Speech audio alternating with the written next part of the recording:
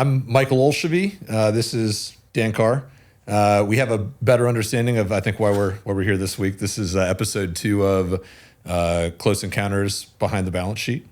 Dan, maybe if you want to jump in and introduce yourself, kind of your background, where you come from. Yeah, you guys might have met Megan on the last episode. She is my boss. So she guides and leads me to help support people like Michael and his team in sales.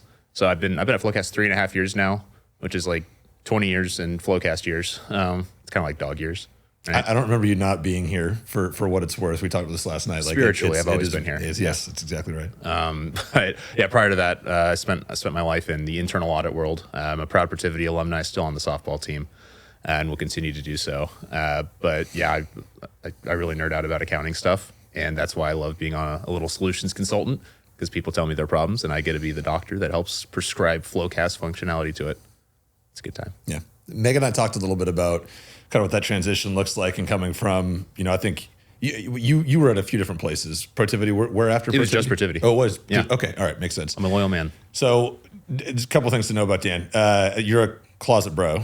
I think you describe yourself as like an internal audit nerd, and how much you love socks and more. Yes. and all the. Yeah. But I think secretly you're really into crushing energy drinks and lifting heavy weight. Oh, I mean, yeah, of course. I don't even know if it's considered closeted at this point. I think at least one leg is out the door.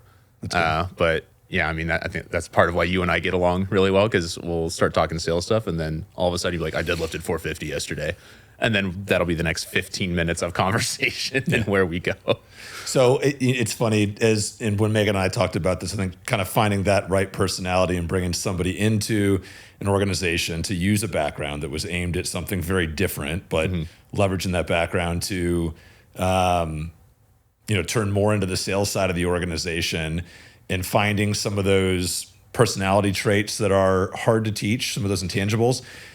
Bringing you in was a really, really smooth, quick fit. And I think that a lot of times what I'm looking for is somebody that can take an awkward situation, or somebody that's hard to maybe sell to, because I don't know that it's any secret, but accountants kind of get a bad rap around what the personalities are like and how outgoing they are. I think you've done a really good job of bringing some of your, as you describe it, nerdy background into an organization that allows you to face a customer and have a conversation that maybe sometimes you got to pull it out, and other times it's really easy, but you bring that personality, that closet bro, as I like to describe you, into a conversation to kind of loosen people up. So maybe tell me a little bit about like what it was like transitioning from, I think, being, previously that internal audit consultant, and now moving more into the kind of customer facing consultant. Well, I think auditors are secretly just salespeople, but just, again, a little bit on the nerdy side, because I think if we look at the Venn diagram of auditors and salespeople, the in the middle is nobody wants to talk to you. And so you have to figure out, like, if I'm coming in for like an internal audit engagement, like I have to almost sell people an idea of, hey, you can be happy to see me and like listen to what I have to say, because the knee-jerk reaction is, what is this 23-year-old guy going to tell me about what I've been doing for the last 15 years? Yep. So I think there's a lot of very natural overlap there. I had some very, what's the right way to say it? I had some very interesting clients when I was still doing audit work. What does that mean?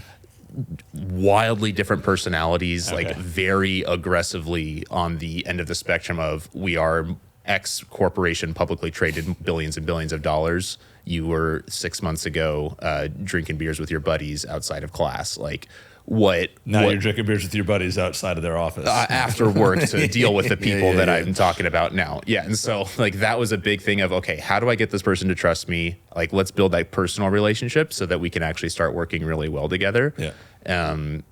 But I think that's like a super like big misconception about accountants, is like they're very kind of in my little nerd cave doing my Excel spreadsheets all day, and that's the only light I ever see outside of work. So I think there's a lot of really good personalities in accounting. You just have to unlock it a little bit more just by speaking their language better. Yeah. Or turning the Excel off every now and then. No, the Excel always stays on. That's fair. So it's funny. I had this misconception. We describe people here as being former accountants, but so many of them are auditors. And it took me a long time to realize that an auditor is different than an accountant.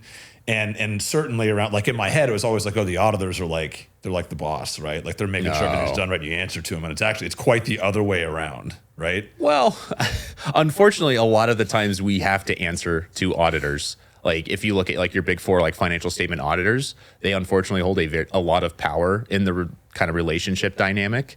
It's the accounting team has to answer to internal audit, who has to answer to external audit at the end of the day. So it's this very weird kind of power triangle where internal audit almost always loses. So the whole concept though of like, okay, we pay this organization to ensure that we've done the things that we've done accurately. And, but you send in a junior auditor that, to your point, 6 months ago, they were, crushing beers in the quad or whatever. Yeah. That'll be $180 an hour. Thank you very much. Right. Yeah. Exactly. And so now you have this person that literally has never sat in the seat. Yep. Doesn't actually have an accounting background, but they're over here asking questions because a book somewhere told them to ask that question without understanding the context of the question. Why aren't you guys depreciating land? It's an asset. Like just stupid stuff like that.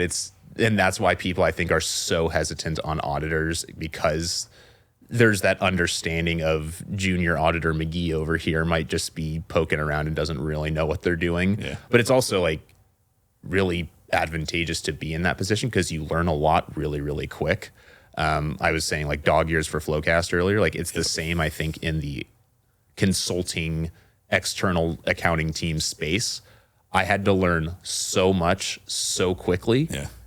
And I think that really helped me out a lot today because it's like, I feel like I can adapt to situations better. Like I stepped into a sales role. I'm like, okay, I have a lot to learn. And I understood how to learn a lot faster and kind of fake it till I made it, because especially with sales, there's so much I don't know. I did not go to school for sales. I did it for like business and accounting. And so it's learning to kind of fake it till you make it too, I think is an underrated skill that auditors get going into a role like this. I'm sure it's not all different too from, like for me, a lot of what I've learned has come from mistakes that I've made, mistakes that others around me have made. Like a lot of times you learn as much about what not to do as you do about what to do. Yep. You can read all the sales books, the accounting 101 books, the whatever books in the world about how things are done in the proper way to do them. But oftentimes it takes kind of falling on your face to understand like, well, I'm not going to do that again. Yeah. Right. It's the quick, like, hey, can we talk after that call? I'm like, what did I say? What did I do this time? It's like, all right, never do that again. Like I used to have like a list of do not do this, and this on my computer. It's like, I do not want to make those mistakes again. When you were, I guess when you were in the seat in an audit capacity, in an internal audit capacity anyway, how much of your interaction was over Zoom versus in person? Man, it really depends per client. I mean, because even back or Microsoft Teams or whatever you're using. I mean, Skype that's like, hey, Dan's here, going around the horn in the conference room. Go-to meeting. We had one of the. There was my gosh, I've jumped into a couple of those recently where they bring back a technology. I'm like, I've not seen like this where since did this come from? Yeah, exactly. It's the way of the Citrix, all the other platforms like that. We tried to be pretty decently in person. Which when you think about it is kind of funny because it was, hey, I'm going to go to your office and then sit in a back room and then test internal controls. And then I'll see you when I walk in and then when I leave. Yeah. But it was still nice because like we take people to lunches every now and then, like build the relationship aspect of things.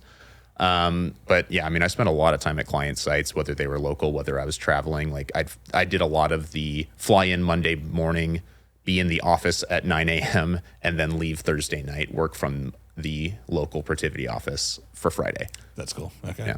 Yeah. It's funny. The transition to me to going back to traveling and, obviously we had 3.5 years. You weren't here for COVID, were you? No, I joined right after kind of COVID started lifting and going away. So did you have that, like you were working strictly remote then doing the same thing, but yeah. Okay. It was, I think when I first started here, I don't know, we were maybe 40 or 50 employees or something like that. And I was kind of this like lone guy sitting in Ohio and everybody else is in Los Angeles at this point. And trying to participate in a meeting when you're like really not a remote when company. You're the Wizard of Oz, that's literally big just like voice. Booming over the loudspeaker and you can see people awkwardly look up as you talk. Oh, he's here still. Oh yeah. So COVID happened. It was one of those things where I was like, actually, I kind of feel heard now. Like everybody goes back. It's a level playing field. It was great. Yep. For a minute. So yeah, I think going back from there, going back to the the world at large and being able to be in person. I think a lot of companies have become more remote in general, or have maybe more satellite offices. Like I know at Flowcast, right, we have offices now: Austin, Chicago, LA, New York, London, Sydney. Yep. With more to come. And folks that are kind of scattered about. We almost have these kind of hubs based on where a lot of our employees are. And it's nice because, yeah, I think there's always, like, the grass is always greener kind of effect. You talk to people that historically have worked for on-site, on-premise, in-office type companies, and they all want to be remote because they think it's glorious. Right. On the flip side, like, I can't tell you how many times it was literally like 3 weeks ago. I'm sitting on a call that's customer facing. We have a CFO and a CAO on the call and a couple of Flowcast people. And in the middle of it, I have to go camera off because I see a police officer walking by through our front yard and my dog's running down the street. Yep. And I'm like, how the hell did the dog get out? And there's the kids are coming in and, Dad, can we do this? And the amount of stuff that you deal with, or the amount of like 30-minute blocks to 30-minute blocks to 30-minute, you can't just pop your head into someone's office and be like, hey, you got a second? Right. And so there's this kind of this like blend in between that I came back to missing.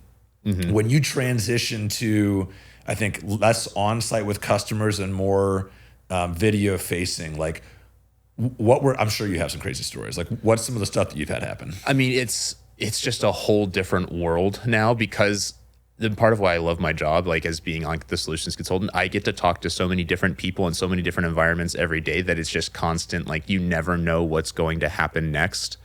Like, there was one day, like, I was on a call with a guy who collects swords, and I knew that because there was about 53 swords on the wall behind him. And I'm like, hey, before we get into this, like, I love this. Let's talk about this a little bit like more. What kind of, like, all swords? All swords. Samurai swords? Samurai like, swords, claymores, like something it looked like. Claymore's not a sword. That's an explosive. You've clearly never seen Braveheart.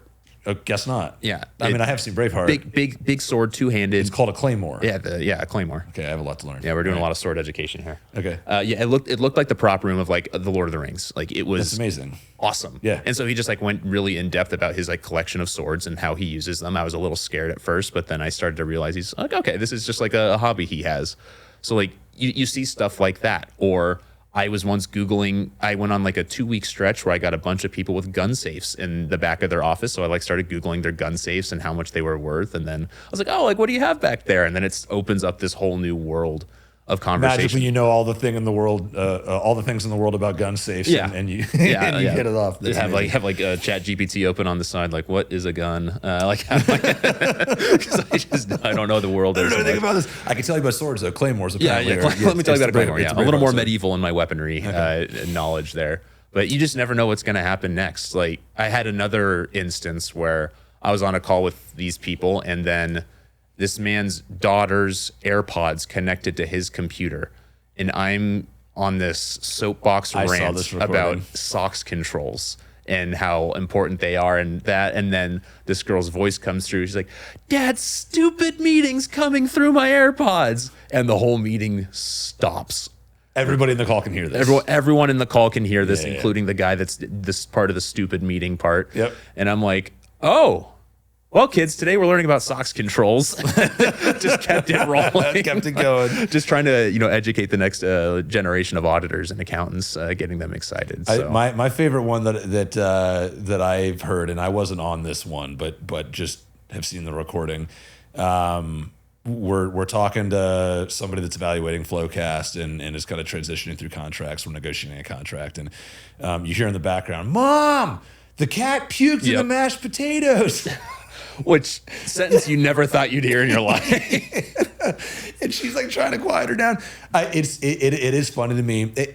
It's one of those things that actually I do appreciate, and like as important as being in person is, and getting face-to-face time and shaking hands and getting to know a person. Like, you're literally invited into these people's homes. Yes. Like, you see their family. The amount of interaction that you have on a personal basis because of the advent of Zoom is pretty neat. That being said, you can build really strong relationships with individuals, but when you think about what it takes to like actually work through an enterprise buying motion, that person you're working with really, really wants to buy the solution, but they have a complex approval structure, and they have to explain to their superiors and to the IT organization and to everybody around them why this thing is going to bring value beyond what they have. Yep. So I think getting back to like the travel side and getting in front of folks and fostering those stronger relationships. COVID going away, getting back on airplanes became a really important part of being successful as we transitioned from, I think historically where we started, I think at this point we're 12 years old. 12 years old in June. We were founded June of 2013. Yeah. Crazy that's 12 years ago. We started very much in the middle market space, and as we've transitioned into upmarket and creating much greater success working with larger companies, kind of bolstering the back end of the product, becoming much more enterprise ready. A big part of the buying motion is that it is much more complex. It takes a lot more to navigate a $5 billion revenue organization with 7,000 employees than it does somebody with a couple $100 million in recurring revenue and a couple hundred employees. So for me, like I do enjoy traveling to a certain extent. It's funny, you have those you have friends that don't travel. They're like, man, it seems like you were in London last week. You were in LA the week before. Like, it's got to be so cool. It's not always. I'm curious. Like, tell me about some of the stories you have. I'm sure you've dealt with travel issues. Yeah, we could probably have a whole podcast series on the adventures of Michael Olshove, or the misadventures. The misadventures is a great way to put it. Yeah, the series of unfortunate events. That might be a more accurate way, but I've definitely had my interesting travel experiences. Most recently, I was doing a trip to Dallas. Not a far trip from Phoenix to Dallas. That is a 2-hour flight, nice and easy usually. Yep. In this instance, Texas was having some of its notorious massive thunderstorms, like big supercells moving through. So we're in the air. I'm like, man, this is a long 2 hours. And then the pilot comes over the radio and he's like, hey, you guys, like, how's it going? Big storm in Dallas right now. There's a 2-hour air delay where everyone's kind of doing a track around Dallas. I'm like, oh, great. He's like, a little twist in that, though. We don't have enough fuel to last for the next 2 hours. And I'm like, all right, we're going down. This is it. I always knew it would end this way. Yeah. And then he's like, so he's like, we're trying to figure things out right now. And I looked at the lady next to me. I'm like, you ever wanted to go to San Antonio? Like, just kind of as a joke. 4 minutes later, so we're going to land at San Antonio. And I was like, no, I didn't mean it. That's amazing. It was a joke. It was a joke. So we land in San Antonio. And then I'm like, well, I have to be in Dallas by 9 a.m. tomorrow. That's my first meeting. Yeah. It's currently 7 p.m. in San Antonio. My 2-hour flight to Dallas turned into a 4-hour flight to San Antonio. And so then I'm like, I got to get a rental car. I gotta pull a Michael Olshove. And so I get a rental car. I get it approved beforehand, of course. Accounting, if you're listening, it was approved. Grab an energy drink, start on my 4.5-hour drive from San Antonio to Dallas, get 30 minutes outside of Austin, and then a little raindrop hits the old windshield. Like, okay, it's just a little drizzle. This is not bad. Yep. About 5 minutes later, it was a hurricane on the road. I'm like, all right, I've got a few options here. I'm going to try and gut it out as I'm going 15 on the freeway with my hazards on, and the water is starting to pool. Yep. So then I pull off into, of course, a Texas roadhouse in the middle of nowhere, Texas. Try to wait it out. They have Texas roadhouses in Texas. They just call it roadhouse there. Okay, that makes more sense. All right. Was it bigger, better? I didn't make it inside. They were closed. Do they still have the cinnamon? Oh, okay. All right. Yeah. Trust me, I would have posted up there for the rest of the night. Okay. And then I look at the weather map, and it is like, how it gets like darker red the more intense it is. Yep. It is essentially just the freeway line is all dark red for the next 2 hours. I'm like, oh, perfect. No. Yeah. So then I just Google hotels near me. Yeah. And luckily there was like some random Marriott. And then I walk in there at like 11 p.m. I'm like, do you have a room? And she's like, yes, you're soaking wet. I'm like, well, it was a bit of a walk from the car to get in here.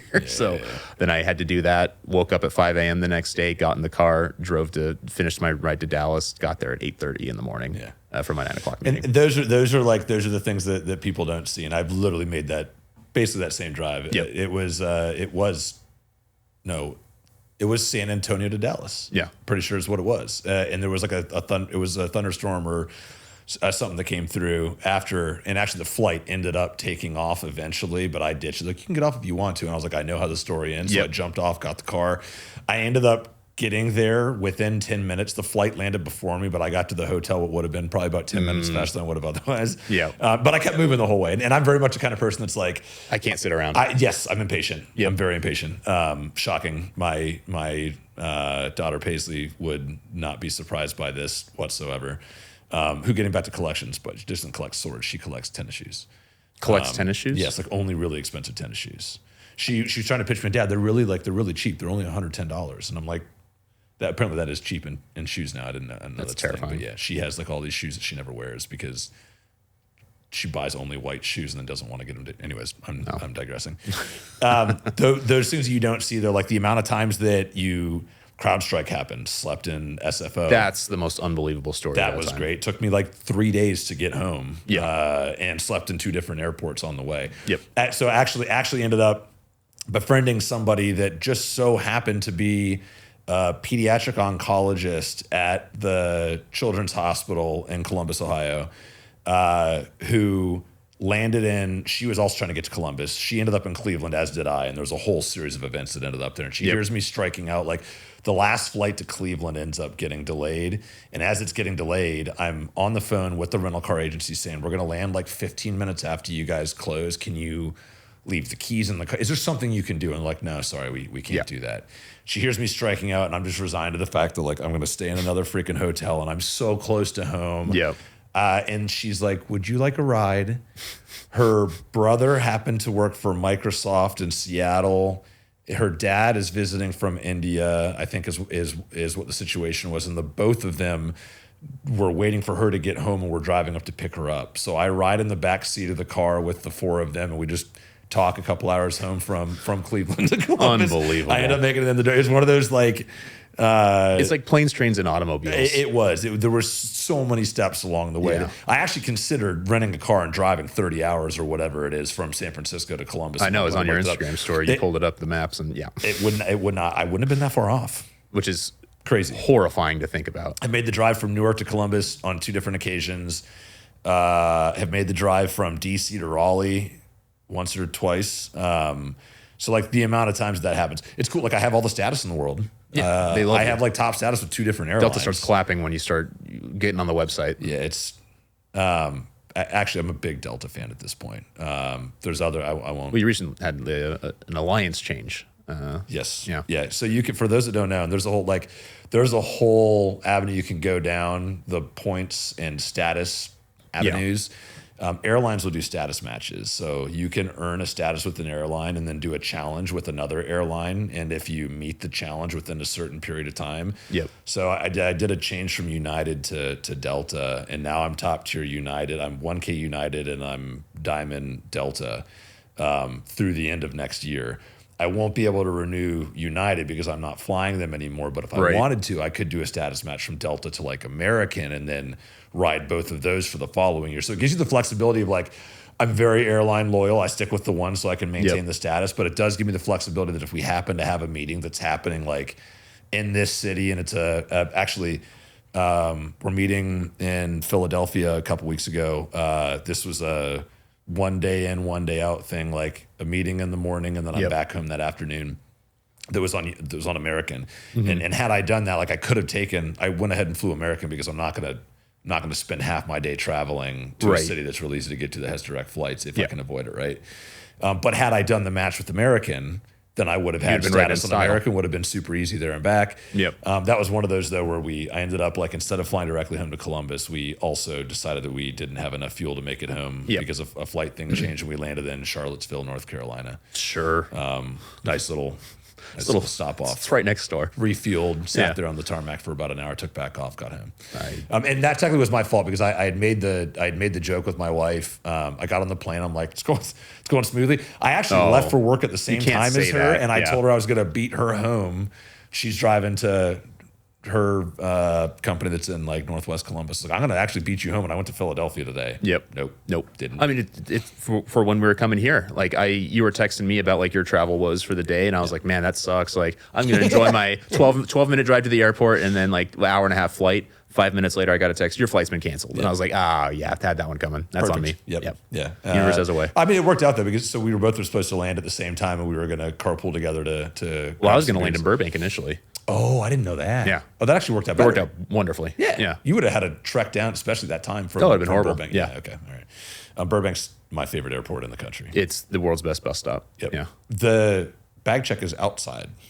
Like only in Los Angeles can you do that. It's like it's covered, but it's out. Yeah. It's open air. It's like super Hawaii. weird to me. Yeah. It's awesome. Yeah, there you go, Hawaii. That's a fair point. Yeah. I like that. It's a beautiful thing. Okay, so I'm curious if you think about, and I want to transition the conversation a little bit, kind of back to the customer. I think when we first started working together, a lot of what we were focused on, or a lot of what organizations in general were focused on, were very much process improvement, centralization of tasks and things that they're doing, getting visibility into what's going on. Like typically you see companies start to grow, and especially as we've transitioned into that emerging enterprise space where you have organizations that aren't the biggest of the big, but they're not a small company anymore. They're kind of broaching that $1 billion in revenue, if you will. They've started to consolidate their technology stack. They've realized that maybe they put a few too many solutions in place, or headcount has just grown by a lot more than they expected it to, and they have a hard time understanding where processes exist. You see folks that are looking at kind of optimizing those processes as a starting point. Insert AI, and I think that we've seen a big shift in the market over the last, literally 6 to 12 months. Yeah. Let alone 2.5, 3, 4 years. Yep. But a big shift in the market where I think when we first started seeing the concept of Gen AI. Like really hitting the mainstream in a business technology capacity, you saw a lot of hesitancy. You saw a lot of folks that were very risk averse and didn't really understand how to approach it. How have you seen that change? Because I think we have seen a big shift, but how have you seen that change over the last 6 to 12 months? It's super interesting because, so like kind of taking it back to my Protiviti days again, one of the MDs I worked with, he was a big fan of what was called the capability maturity model, of how do you go from these very undefined processes to it being like kind of it's in initial states, it's now repeatable. Okay, now it's all fully automated. Like that used to be like the way we used to talk to our clients about it was it takes a lot of effort, and that's almost exponentially harder to rise up to these different levels of maturity. That conversation is so radically different now because of AI. And it's not like the application of AI. Like whenever I'm on a call with like a prospect and we bring up AI, I kind of try and be a little self-aware around like, oh, it's AI on a software demo. Like you can't escape Shocking. it. Yeah. I think it's just how do you apply it that makes the big difference for teams. Like if I say, oh, I need more AI in my company, and I get just like a chat bot essentially that I can work with, there's only so much value that can be provided by that. It's the fact that we have this headcount. It's not necessarily easy for us to get talent and retain the talent. How do we use the technology to make our team better? And how can we do that in a safe way? The safe way is very important, especially for my internal audit brain. Like, how do I make sure the data is complete, is accurate, and that there's nothing happening with this process that inserts variables for potential financial statement misstatement? Like that is like the ultimate worst case scenario, which is why I think a lot of public companies especially are very wary around AI and inserting it into their processes. That's what I think what we do is really, really cool, because we're just using AI to help people be process automators. Like that, I think, is the way that AI is going to be used. It's not some big scary Terminator that's going to come in here and delete all of the accounting jobs because it can do this judgmental work and all of this stuff that, oh, this is how I apply these ASC principles. Yeah. Like AI is going to be another tool that is just in the tool belt of an accountant so that we can get work done a little bit more faster, more efficient, and in a more auditable way as well. Yep. Like if I think back to like all of the rage, probably 4 or 5 years ago was like RPA. Yeah. It was how do I use RPA? How can we automate these processes? And this is going to be the job of IT teams though. Like this is something that they can do because it's not necessarily the easiest thing. There are some drag and drop features and things like that were fine. But like in order for me to build bots, I had to do multiple weekends of training and like kind of learn how the technology worked. Because I can just use AI now, it makes it so much more accessible for everybody. Yeah. Like that's the big thing is access to technology and allowing the right stakeholders to have access to it so that they can become their own automators. Well, I think RPA was such a massive flop too. Like I think that where we are now, what we're seeing in the way that AI is being utilized, I think that you have a lot of hesitancy in CFOs and executive leaders trying to be hesitant or wary of the fact that this fancy new technology, let's make sure it's not another RPA scenario where you dump a bunch of time, effort, energy into something that really doesn't provide a whole lot of value. Yep. From a risk perspective, and I think, when I think back to like when we first started talking about AI. Well, actually, we'll back up a little bit further. We've had AI in the platform since like 2019. Yeah. More on the ML side. And, I think as we transition to an LLM, the first conversations that you'd have accountants that were curious and wanted to know more about this, and you'd have their lawyers going, we will not touch anything AI. Like that was kind of day one. Fast forward a couple of months, and all of a sudden, these same organizations now have AI committees that are comprised of folks from different parts of the organization trying to help understand, we need to get ahead of this. We're going to need to adopt AI to make ourselves more efficient. We need to be a part of the change towards where we're going in the future, but we need to determine what's the best way to do that. And now I've gotten to the point to where, I think, and it's funny, you go into any given conference or showroom floor that has all the different vendors set up, and it's they all AI, say the same thing. AI powered blank, like whatever. If AI powered food delivery, that's exactly like, right. What does that mean? Yep. And like you see CFOs that are looking into, or CIOs that are looking into their existing tech stack and going, okay, step one, what vendors are already in place? Yep. And do we have the ability to benefit from change that's happened, AI that exists inside of vendor relationships that we already have? Step two, if not, who are the leaders that are in this space? And then step three, especially when you get into the office of the CFO, is the concept of, is it auditable? And how do we ensure that as we're adopting this new technology, we're doing so in a manner in which is going to do a couple of things. I think it's no secret that the number of CPAs over the next decade is projected to decline pretty heavily. Yep. It's already hard to find good talent and to retain the talent that you do have. So how do we grow while maintaining a flat head count? And B, how do we do so in a manner in which doesn't put us at risk, getting back to your background as an internal auditor, put us at risk of, I guess, decreasing or increasing our I don't know, what's the word I'm looking for? Risk exposure. Bingo. Yeah. I mean, yeah, there's two buckets even to the risk exposure. Is my data being fed into an externally facing source, like whatever the LLM provider is, and is it training and informing that could then be spread out to other people? Yeah. So that's a huge risk for confidentiality purposes. And then there's the risk of, okay, when EY comes knocking and they're like, hey, how are you using AI and how is it actually doing this? I don't know. It goes to Skynet and it kind of gives me its results back. Yeah. And so you kind of have to take both into consideration, which is a scary and terrifying thing, which is, again, I think why we're doing really well in this space, because we are a bunch of former accountants and auditors. Like, we talk about the lack of accounting talent in the pool, and we're all a bunch of former accountants and auditors ourselves. So we are part of feeding the problem, but then we're also part of the solution as well, to where you have to take that perspective in order to be successful and allow our customer base to be successful. Yeah. Like, I think the whole AI revolution, if that's what you want to call it, has been really helpful for teams, because we're now in a position where we're going to zoom out and be like, okay, let's stop, because this is super disruptive. I hate using buzzwords like disruptive technology, but like it really is disruptive to the way that people are thinking. And so we're now zooming out, like, okay, let's look at our tech stack real quick. And a lot of the companies I dealt with, they had like way over bloated, like, this software can do this, but this one can also do the same thing, but this team uses it and this one doesn't. And it's like super siloed and broken out. Like the world of platforms is here.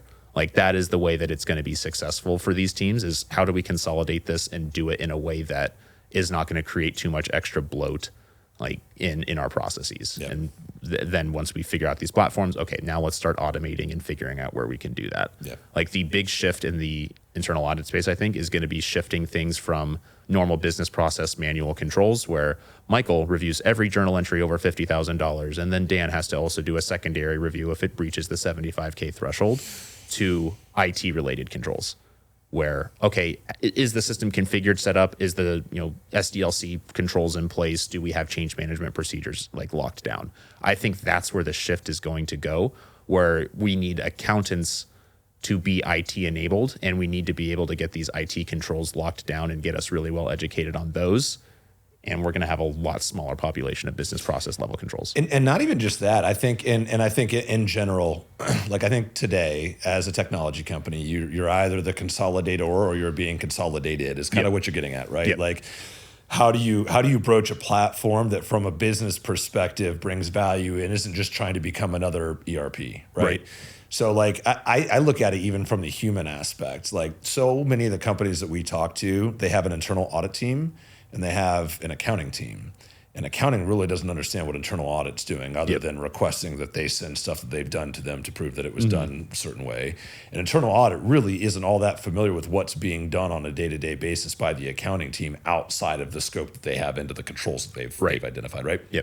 So I very much envision the platform in this space becoming something that enables it to be more of a one-team approach. Like how do you blend together these two key processes, these two key teams? And when you think about the R to R, and I think the recorded report space is one that is underserved from a technology perspective. There's a lot of individual technologies that exist. There are not a lot of them that talk well to each other, and they're really pretty heavily siloed. But there's great opportunity for it to become kind of the next platform, like the ERP after the ERP, if you will. We start blending together from a process perspective the way that things should work.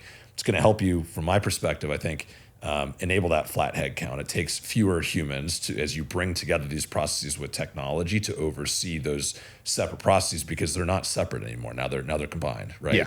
And I think from a control perspective, maybe talk to me a little bit about like how that changes the way that you actually look at and address controls. Well, it's going to be really different now, especially like if I have FP&A, I have payroll, I have our general accounting team all working in the same platform and interacting there. It makes my life a lot easier from a control perspective because we now have this technology that can support true ownership from these people executing on this work to validate completeness and accuracy, to make sure that everything is being done in accordance with best practice and things along those lines.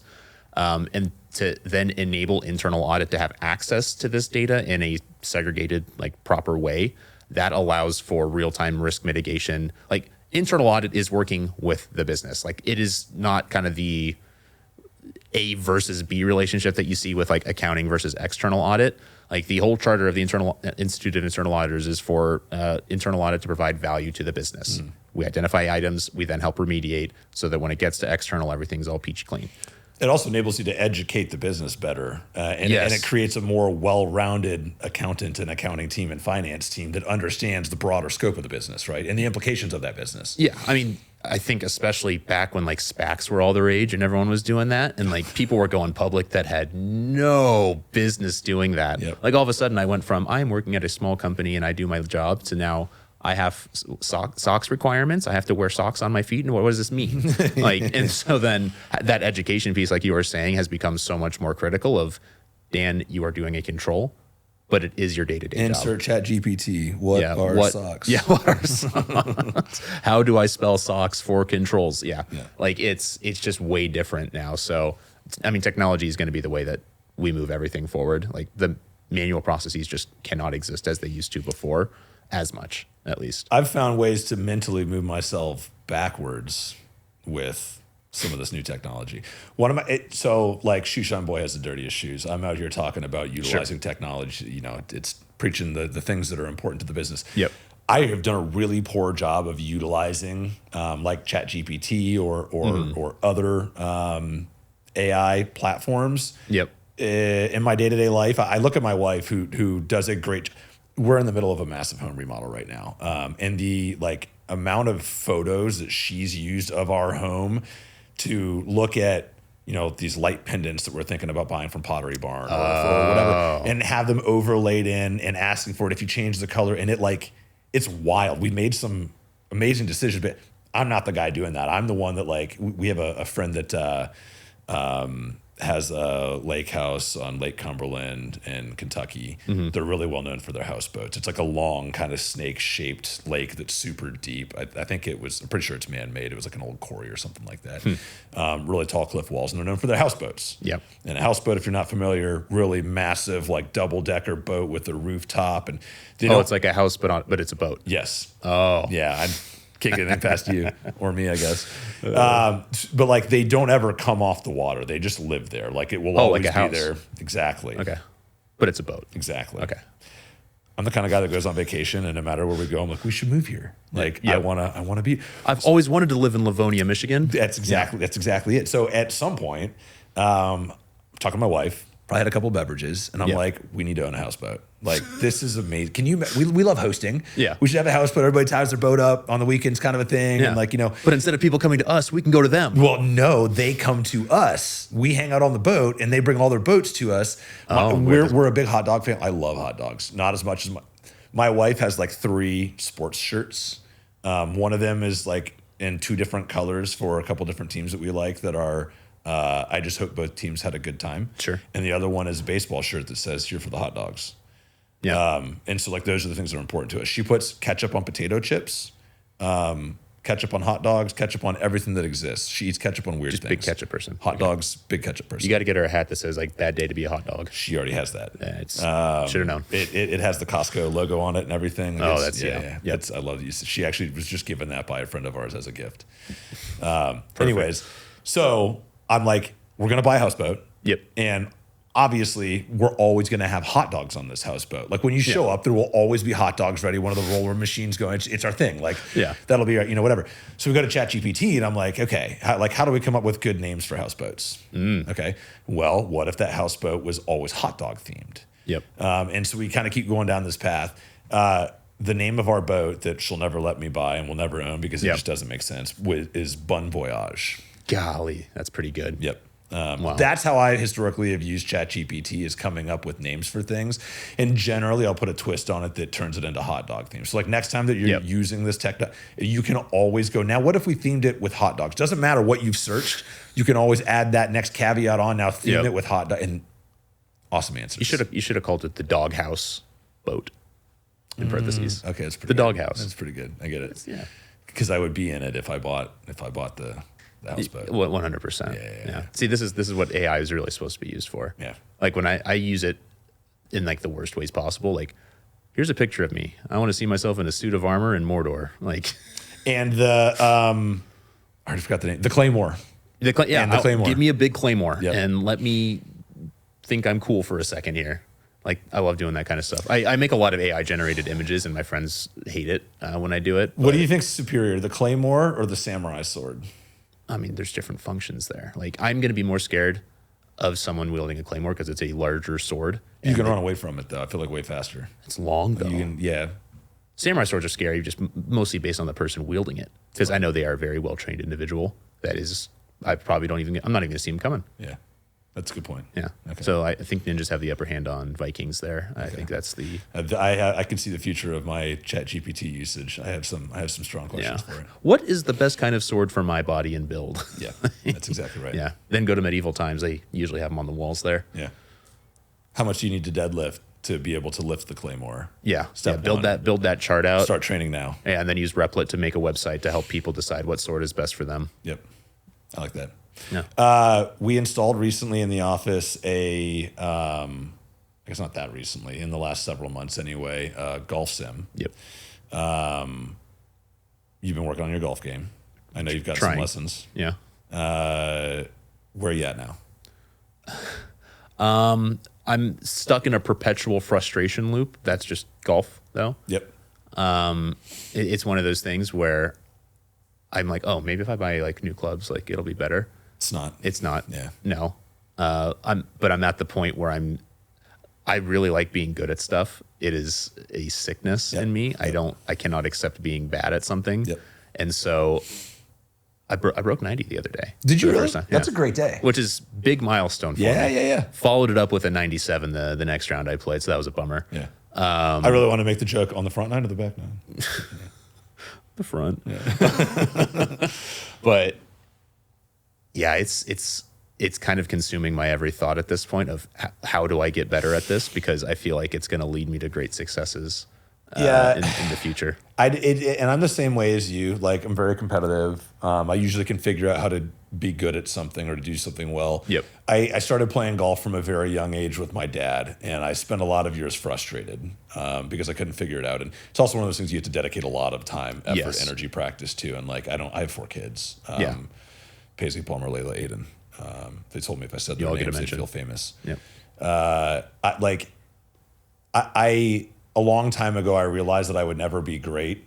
And I could be decent if I really applied myself, and that may be for, a point in my life that's later when I have some more free time. But it's funny, golf is one of those things that is so prevalent in the deal world. Yes. It's a great way to entertain folks. It's a great way to lend towards conversation. I can bring a prospective client or an existing client out on the course and not say a word about business the entire time. Yep. Go out, play around at a nice place. You have a great time. You have a couple of beers. Yep. Get some lunch afterwards, and inevitably, every single time, that person you brought out will take you to the business. You don't say a word about it. 100%. There's nothing else like it. At the same time, it's very frustrating because, as I just said, I'm not great. Yeah. I like on a day, if I break 90, and it rarely happens, when I break 90, it's a glorious day. It's great. Yep.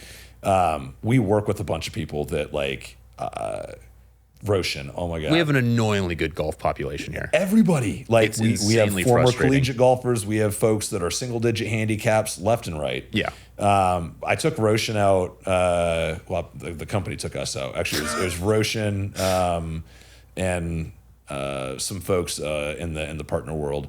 Roshan at that point had played for like a year and a half. Yeah. And he was talking about, I don't really want to go out, man. We're playing at the Baltimore Country Club or Country Club of Baltimore or whatever they call it. He's like, I don't know, man. I've not played in so long. I'm going to be terrible. And he comes out, he brings out his like 15-year-old blades. He pulls out a 2-iron and just laces this beautiful climbing shot. This is like literally his first club he pulls out on the driving range. I'm going, The old Jesus, 2-iron. Yeah, I proceeded to probably shoot like a 110. Just had an absolutely atrocious, painful round. Yeah. But yeah, I've learned I'm good at being self-deprecating. Yep. Learned to have a good time. It's about the people you're with, all Yep. that, et cetera. So I think that I've gotten past that aspect of like, I need to be great at it. And then every now and then when you hit that one shot or you do have that one round, you're like, Yep. this is why I keep doing this. I'm coming back. Yeah. I would almost say in like the building client relationships world, it's better to be worse. You want them to come out of there feeling like, maybe I am pretty good at golf. No. Wow, I'm putting myself in a position where, wow, you shot an 84. That's so great. And I'm going to bring it up every time now. I'm trying to justify shooting really poorly. Maybe you're intentionally bad. You're Yes. actually great. You go home. Oh, no, I'm a 3 handicap, but I'm intentionally bad to make everyone else feel better. That's my story from here forward. I'm normally a lefty, actually. I'm like Phil Mickelson. They call me the Phil Mickelson of sales, but I shoot righty to make people feel better. Yeah, that's good. I love that. It's, yeah. There's like, have found success there. I've when I think about like a events, and we do a lot of events where you bring customers out. You'll whatever, go to a suite at a baseball game, or bring somebody to a football game, or there's so many. Do you do a dinner? Like there's so many of them that are very common. The most successful events, the best attended. And the best feedback that I've ever had are always those ones that are kind of off the wall and unexpected. Yes. My favorite one that I've ever done was a craft beer and amateur wrestling festival. You told me about this one, yeah. It was literally like 5 days before the world shut down. It was like March 10th or something like that, 2020, right before COVID. Yeah. Literally right before. And it was like a couple thousand people in a warehouse in Brooklyn. And it wasn't even an official event. They just do this. Well, it's something they do. They call it Pastry Town. It's put on by Other Half Brewing. Okay.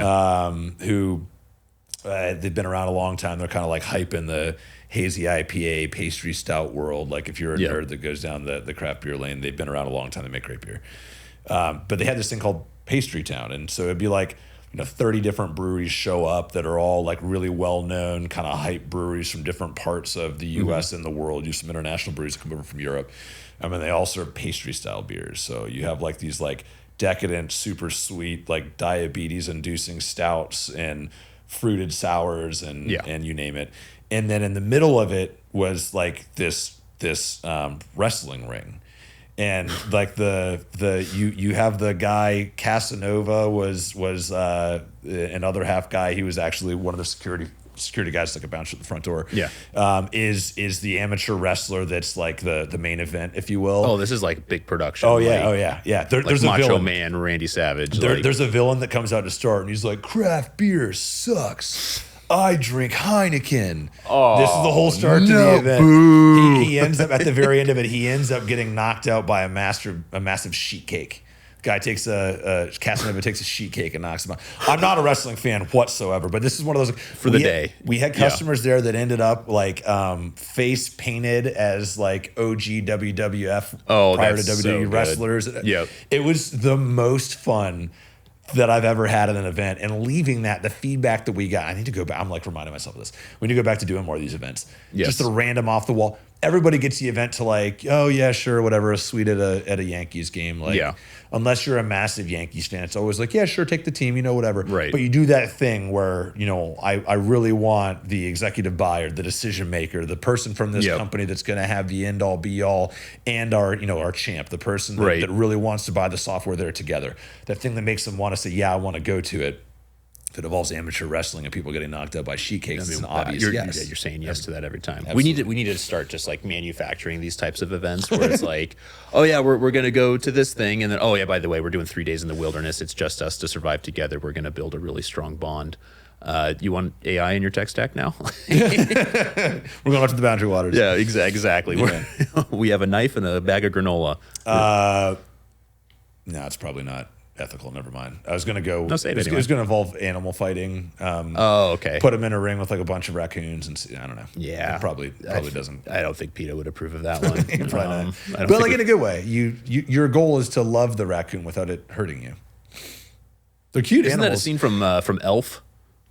That does happen in Elf. Yeah. That is very true. The raccoon just Do you know Mudang? Yeah, of course. It was her birthday, first birthday a couple days ago. Really? Why didn't we celebrate? I didn't know it until the end of the day. My daughter actually brought it up. My wife thinks I'm ridiculous. The pygmy hippos are like the cutest things in the world. That's the next event. I don't know where or why or how. Like I legit was contemplating, should we do a trip to, I think it's Cambodia. Yeah, something like Cambodia. Cambodia to the Philippines or something. Where like I really the production team off camera saying it's not even close.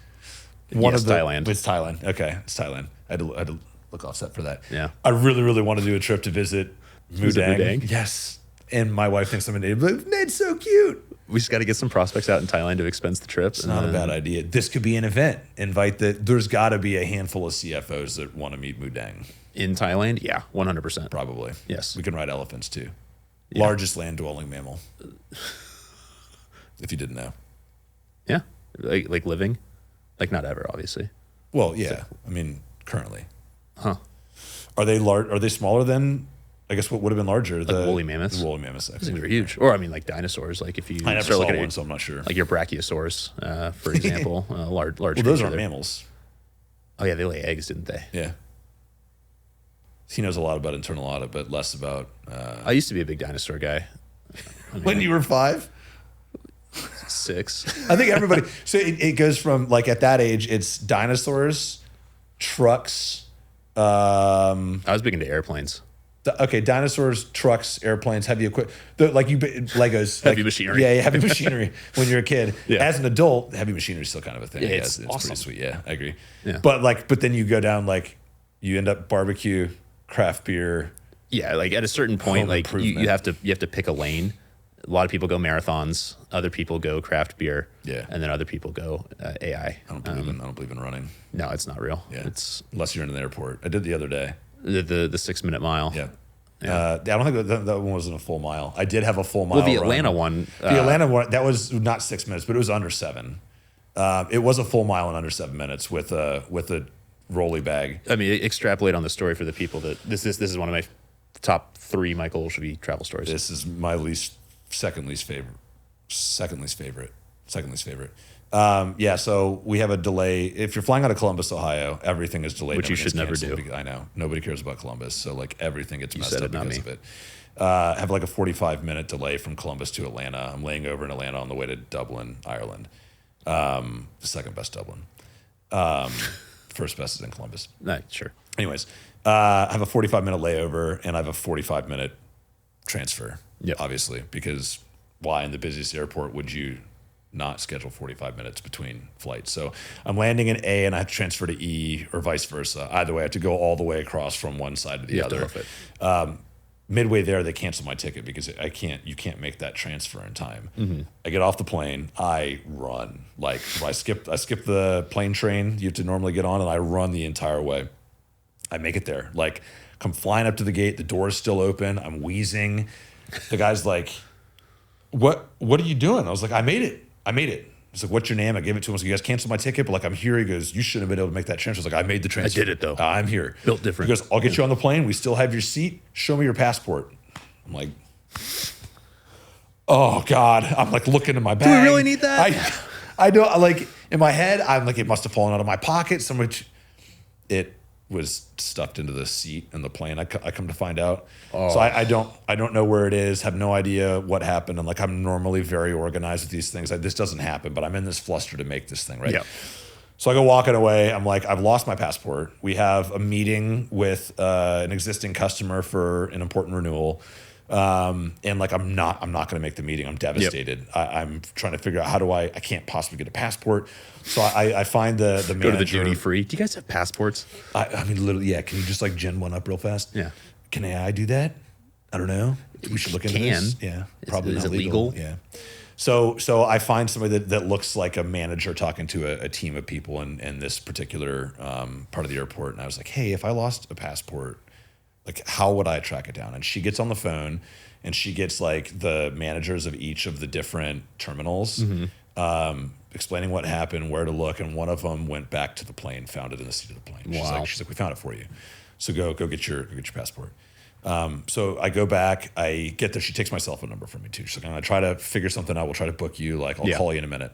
As I'm getting it, she calls me. She's like, I can get you into Dublin. And I was supposed to land in Dublin at like 9:30 a.m. The meeting's at 3. She's like, I can get you to Dublin at 4. And I'm like, oh, it's just a little too late. Like, is there anything else? She's like, give me a minute. Come back to me over in this terminal. You're gonna be flying out of this one regardless, but let me work on this. And this is Delta, by the way. Like, I will be very Delta loyal because of this exact scenario.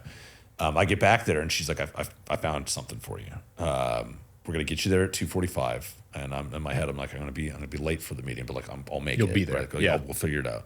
So they'll get you there at 2:45. They booked me on a British Airways flight. They're not a British Airways partner. They paid for my British Airways flight. They fly me to London on Delta, get me on a British Airways from London to Dublin, and I make it there 15 minutes ahead of the meeting. I ended up missing the meeting, so it's the long and the short of it. But like, the effort they went to get me booked on this other flight, and I just so happened to be on Cam's flight. So as I get to the London airport, like, small world, I happen to be on like one of the last stateside flights he takes before he moves from London back to that's funny. Canada. So Cam and I end up in the lounge. I grab a shower. I put some clothes on. Miss this meeting, so I end up changing into casual clothes. The important meetings were really the next day, for what it's worth. But everything went well. It was one of the wildest scenarios that had a positive ending. Yes, I think it really. As it was happening, I was mad, I was sad, I wanted to break things, I wanted to cry, all the things all over.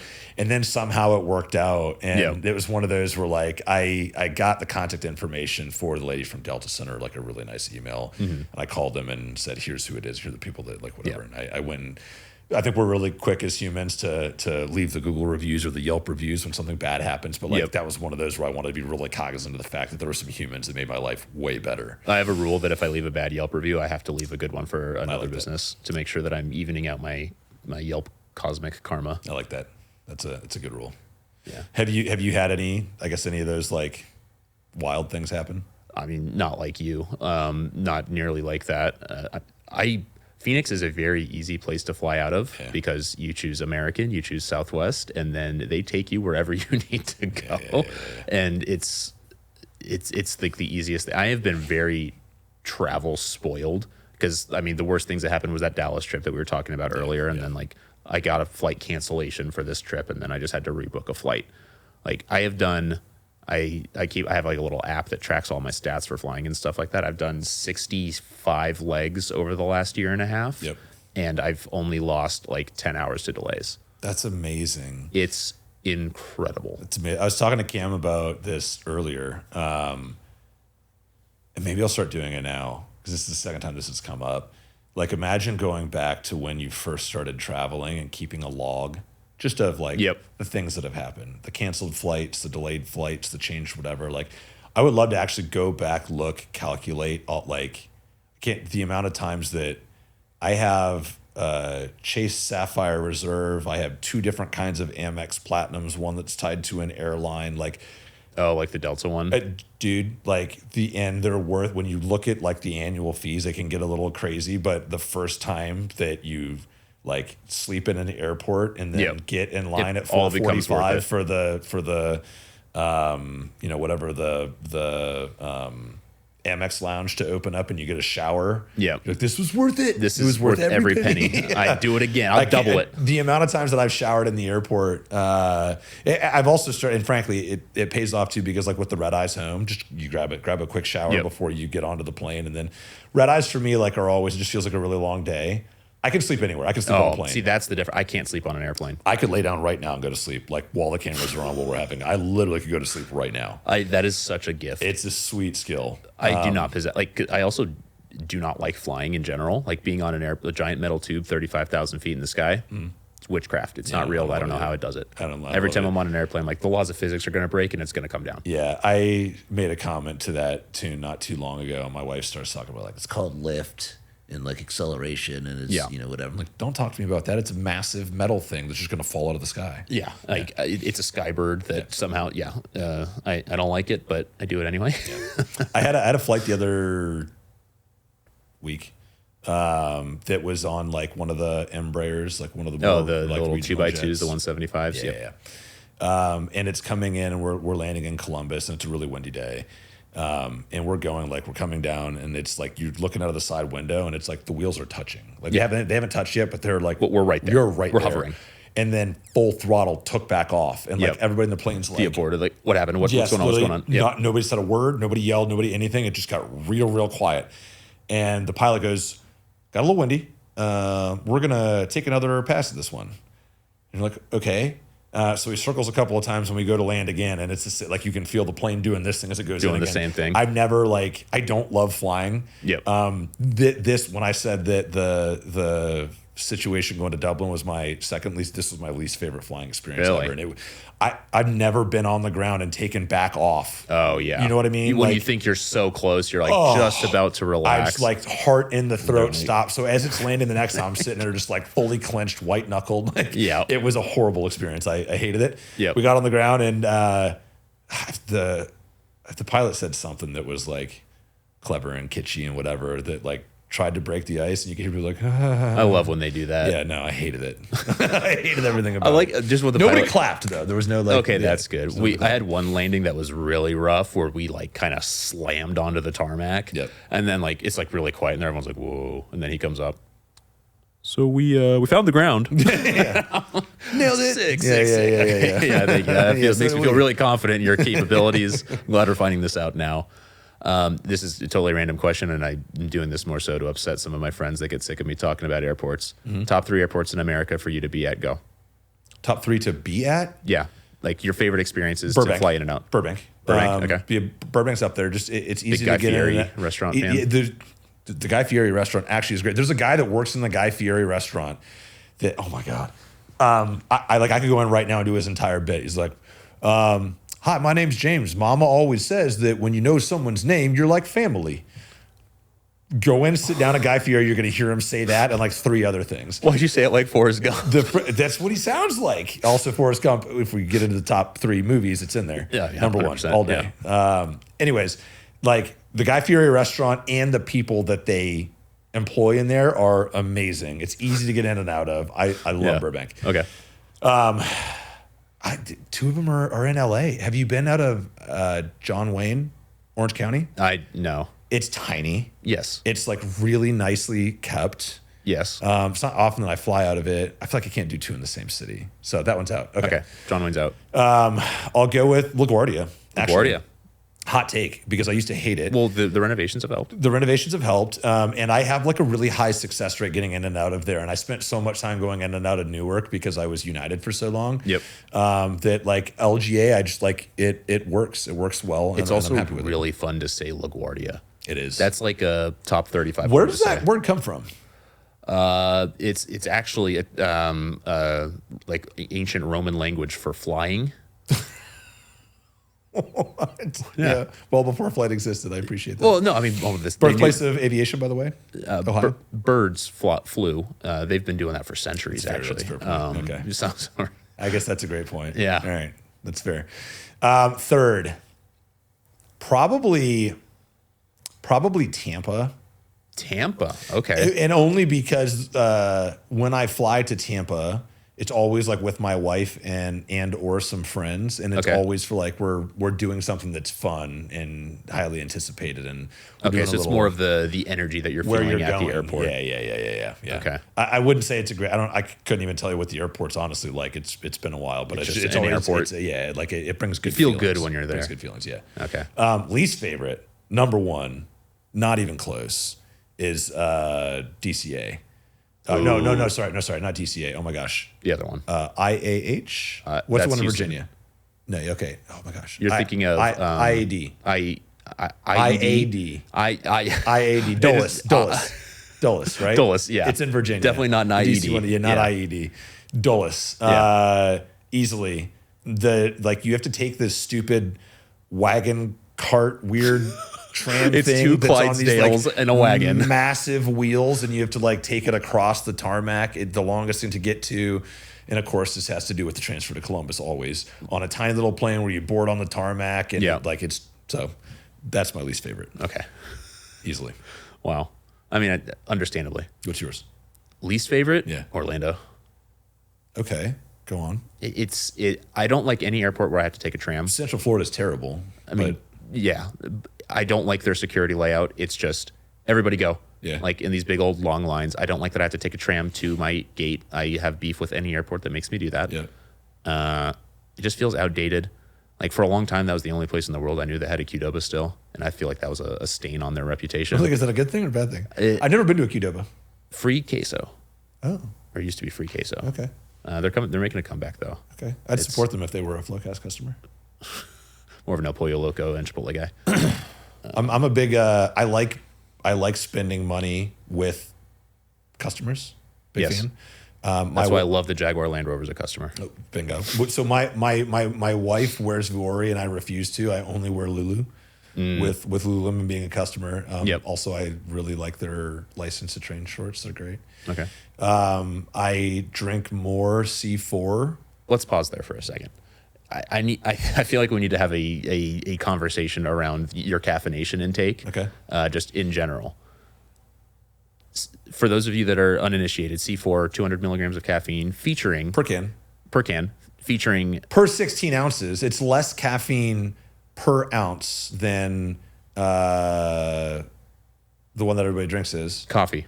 No, false. Celsius. Less per ounce than Celsius. So per Okay. ounce, way healthier. Anyways, But it continue. also features beta alanine, yeah, which makes your skin tingle. yeah. Yeah. It's exciting. How many C4s do you have a day? Usually 2, as many as 4. That is a humongous variance. But usually 2. So I buy them in bulk. When if my wife doesn't listen to this, I tell her that I don't drink them any differently when we have lots of them than if I were to just go buy it a couple at the store. I that's drink so so false. many more. I drink so many more when I Yes. have cases of them, right? Yeah. When you see the quantity, you're like, I can have 4. Yeah. Well, it's one of the, you don't realize necessarily how much you've had, and then you look back and you're like, oh man. Usually when I start shaking uncontrollably in my seat, When I'm you like, can I smell might the have sun, you kind of overdone know it you've this time. passed that. Yeah. No, so supposedly 400 milligrams of caffeine, and I'm going to have to go fact check myself now that I'm Yep. saying this and it's being recorded. 400 milligrams of caffeine is kind of the upper end of what is healthy for the average adult male. Okay. 400 milligrams is 2 cans, right? And, Yeah. and that's my average. Occasionally I go a little bit higher than that. I'm also I range doubling it. 225 to 230 pounds. I'm a little bit heavier than the average adult male. So I feel Sure. like in my head, 300 to 400 is probably fine. Right? Probably. I think that's how that works. We'll find out eventually. Yeah, I have to remind myself to drink water, and I think that it's less about the caffeine. It's more about the fact that I'm pretty much only consuming diuretics, and like I'm doing nothing to hydrate myself. I should do a better job. I do on that the at flow. night. Yeah, putting the flow and flow cast there.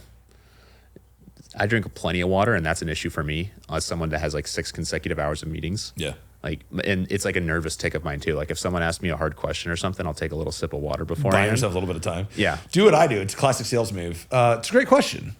Yeah. Oh yeah. Like, great question. Sip and think about it. It's All right. Here's question. my answer. Yeah. Well, even on like just like one-on-ones, like when I have like my calls with Megan, where we're just kind of checking in and stuff. Like if she asks me a question, I take a sip of water. She's like, "Why is that uncomfortable?"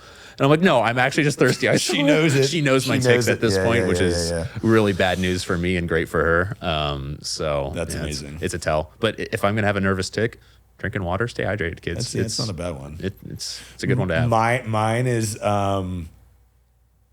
Alt Q.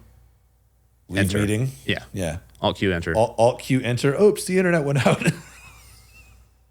I've never actually done that, but like in my head, there's been more than a few times where I'm like, "What if I just turn this off right now? Can I just get it? Can I just make this in?" Yeah. Start thinking of an out. Like, yeah. I've also had, now that I'm thinking about it, I've had meetings that have like somebody's just magically been gone, customer you're talking to, whatever, and you're like, what if they did that? You can't do that in person, and that's why I'm a big fan of the in-office visits. Yeah. We're gonna trap you in a room and force you to talk to us. Yep. It's like your parents sitting you down for a conversation. Exactly. Yeah. Exactly. Well, this has been fun. It's always insightful for me, I think, to like we have so many shared perspectives. We're doing the same thing. Yep. We work very closely together on a team, right? Yep. We have such wildly different backgrounds. So I think getting to kind of understand like the way that you approach things, the way that you think about things, having more of the accounting background is helpful. It's helpful for me, I think, in how I approach and how I address different kinds of situations. Yeah. It's nice for me to like see a true salesperson, like, and how they work and operate, so I can kind of pick things out from that. Because again, like that is not my background, and that's what I think is really cool about you being the self-proclaimed black sheep that with no real accounting background, you took accounting pass fail. That is a talk track forever burned in my brain. Answer questions with questions. Yep. Drink lots of caffeine. Lift heavy weights. Yep. Bring people that are like you onto the call to answer the hard questions. Yep. You are made in a lab for sales. Sales. Yeah. Yeah. Simple as that. It's just that easy. All right. Well, thanks for joining, Dan. Oh, it was an honor. No, this has been great. Appreciate the conversation. Appreciate the insight. I think looking forward to you. I think I'm looking forward to you actually having a travel story that sucks. I'm not. And I mean that in like the kindest of ways. I want to like induct you into the group. So the next time that we talk, there's going to be one that's worse than like driving through a little bit of some rain. It wasn't a little bit, but we'll get you there. Thanks. I'm going to make you sleep in the airport next time. You're not allowed to go. You're not going allowed to cancel go to my flight, go over the top. Yeah. Yeah, that's exactly it. Yeah, awesome. Well, Thanks. this I'm is fun. excited. This Thank is fun. you. Appreciate you, Dan. All right.